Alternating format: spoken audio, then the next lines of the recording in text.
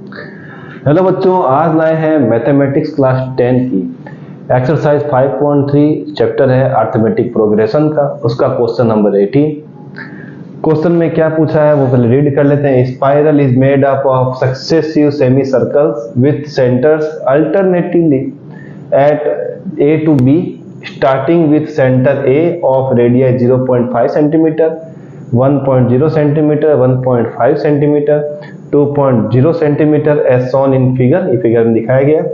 What is the total length of such a spiral made up of 13 consecutive semi circle.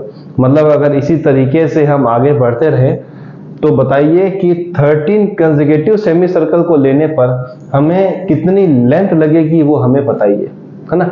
तो length बताने के लिए उन्होंने बता रखा है कि पहले की लेंथ L1 है, दूसरे की लेंथ सेमी सर्कल की L2 है, तीसरे की सेमी सर्कल की लेंथ कितनी L3 है। वैसे ही चलता जा रहा है, तो हम भी इसको फटाफट स्टार्ट कर देते हैं। तो चलिए इसको स्टार्ट कैसे करेंगे।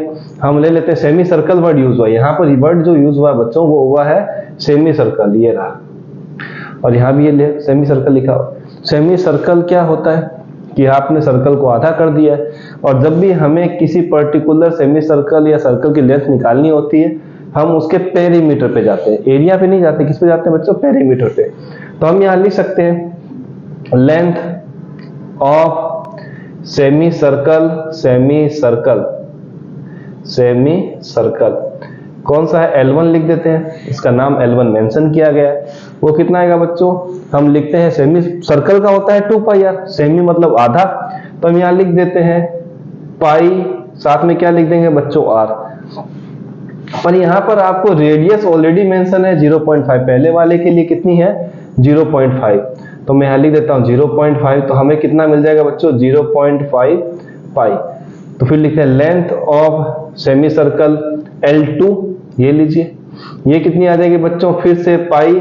अब इसके बाद कितना जाना है? 1 पे जाना है, तो मैं यहाँ लिख देता हूँ 1, मतलब यहाँ पर क्या आ जाएगा? पाई हो गया। फिर हम चलते हैं length of semi circle L3, ये लीजिए, ये कितना आ जाएगा बच्चों? 1.5, ये लीजिए, पाई को किससे मल्टीप्लाई?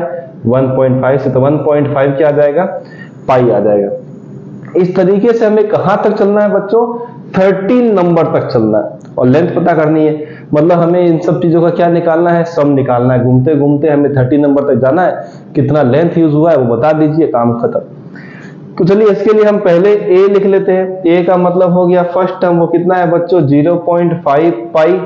चलिए ठीक है। d निकालना हो तो दूसरे में से पहला माइनस, पाई माइनस 0.5 पाई, तो ये बचेगा 0. भाई एक में से आधा माइनस करेंगे तो आधा ही बचेगा। n कितना है बच्चों? 13। अब हम लिखते हैं Sn का फॉर्मूला n/2 ब्रैकेट में 2a प्लस n-1, साथ में क्या आएगा? d।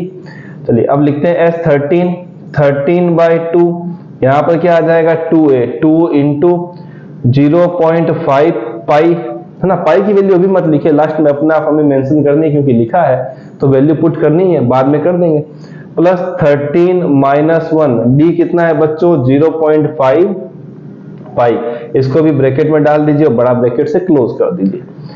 तो यहाँ आएगा 13/2, यहाँ पर हो जाएगा 2 को अगर 0.5 से मल्टीप्लाई करेंगे तो बच्चों हो जाएगा 1, है ना। कैसे होगा वो भी देख लीजिए। 2 इंटू 0.5, ये हटाएंगे तो कितना आएगा बच्चों? 10, 5 2 जा, 2 1 जा, कितना आ जाएगा? 1। साथ में क्या है? पाई, तो सीधा मैं 1 पाई को पाई लिख देता हूं। यहाँ पर 13-1 कितना होता है? 12, साथ में 0.5 पाई, इसको क्लोज कर दीजिए। चलिए यहाँ पर S13 चल रहा है, S13 दिख रहा है सही तरीके से, ये लीजिए। अब क्या होगा? S13 को यहाँ लिखते हैं 13/2। चलिए ठीक है, यहाँ पाई लिखा हुआ है ब्रैकेट में, चलिए वो भी ठीक है। अब 12 को 0.5 से करेंगे तो क्या हो जाता है? आधा कर दीजिए, तो कितना आ जाएगा बच्चों? 6 पाई, है ना। कैसे होगा वो भी देख लीजिए।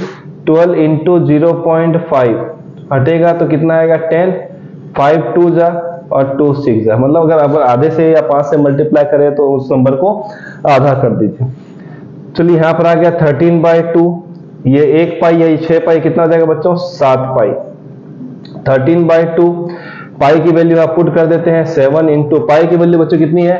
22/7, तो 22 बाय आप क्या लिख देंगे? 7, 7 से 7 कैंसिल हो गया, तो S13 हमें कितना मिलेगा, 13/2 इंटू 22, ओनली 22 बचा, इसको कट कर दीजिए 11 से, तो हमें बच्चों S13 कितना मिल जाएगा, S13 मिलेगा 13 इंटू 11, तो ये हो जाएगा 13 इंटू 11 हो जाएगा 13, और यहाँ भी 13, 143, तो S13 की वैल्यू कितनी आ जाएगी, 143। तो ये लेंथ की रिक्वायरमेंट पड़ेगी जब आप 13 कंसेक्यूटिव सेमी सर्कल को लेके